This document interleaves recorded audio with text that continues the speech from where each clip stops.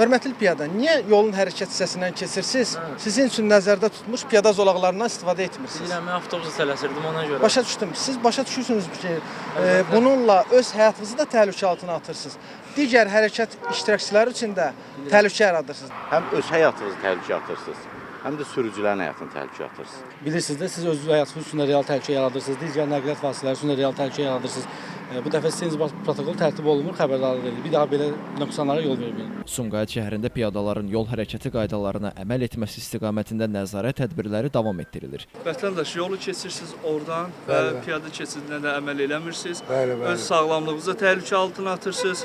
Digər sürücüləri də təhlükə altına qoyursunuz. Piyada keçidlərimiz var, həm oradadır, həm də bura çox uzaqdır. Orada 5 metrlik yoldur. Zəhmət olmasa piyada keçidlərindən istifadə edin. Şəhər ərazisində gündəlik olaraq təşkil edilən reydlər zamanı piyadaların piyada keçidlərindən düzgün istifadə etməsinə xüsusi diqqət yetirilir. Xahiş olunur sürücülərin və özünüzün sağlamlığınızın qeydinə qalmaq üçün piyada keçidlərindən istifadə eləyəsiniz. Bu ilk növbə maarifləndirmə aksiyasıdır. İkinci dəfə artıq xəbərdarlıq olunmayacaq, cərimə olunacaqsınız polis əməkdaşları tərəfindən. Reydlər Sumqayıt şəhər icra hakimiyyəti, şəhər polis idarəsi və könüllülərin iştirakı ilə həyata keçirilir. Yol hərəkəti qaydalarına hamımız əməl etməliyik, o cümlədən siz. Niyə piyada zolaqlarından istifadə etmirsiniz? Yolun hərəkət hissəsindən keçib həm öz həyatınızı təhlükə altına atırsınız, həm də digər hərəkət iştirakçıları üçün, nəqliyyat vasitələri üçün təhlükə yaradır. Məqsəd piyadalar arasında maarifləndirmə işlərini gücləndirmək və mümkün yol nəqliyyat hadisələrinin qarşısını almaqdır. Və bugünkü gün maarifləndirmə tədbiridir.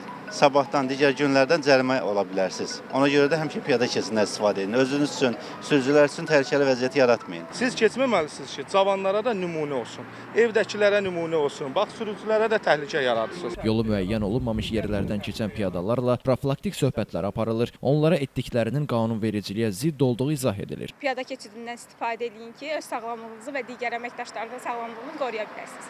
Sizin inzibati protokol tərtib olunmalıdır. Bu səfər sizə protokol tərtib eləmirik, saz olaraq xəbərdarlıq eləyin. Amma növbəti səfər sizdən xahiş və tələbimiz odur ki, piyada zolaqlarından istifadə edəsiniz. Bununla yanaşı qaydaları pozan şəxslər barəsində inzibati tədbirlər görülür. Siz buradan keçirsiniz, sürücülərə də, digərlərinə də təhlükə yaradırsınız. Xanım, bax qucağınızda uşaq da var.